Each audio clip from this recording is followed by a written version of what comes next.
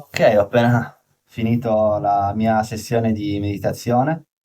Come vedete, ho usato i piedi, insomma, nudi, attaccati al terreno, che mi portano, diciamo, grounding, mi portano radicamento, al di là della questione mentale del radicamento, ma veramente qui energeticamente prendiamo energia dalla terra che entra attraverso gli elettroni del corpo, no?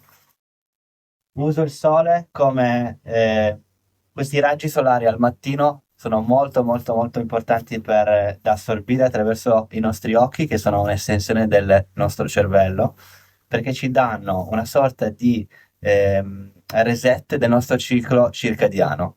Poi su questo ciclo circadiano ci possiamo fare anche un altro video, ma è importante assorbire questi raggi la mattina appena alzati, soprattutto se soffri di insonnia.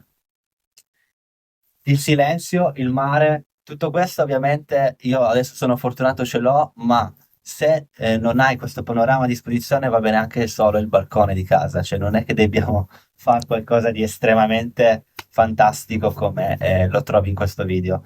L'importante è il sole, radicamento a terra, quindi se sei nel balcone cerca qualcosa insomma che ti porta con la connessione alla natura, ecco. Quindi respiro, luce e radicamento. Questi sono tre elementi che la mattina ti consiglio di avere per resettare e riequilibrare il tuo sistema nervoso.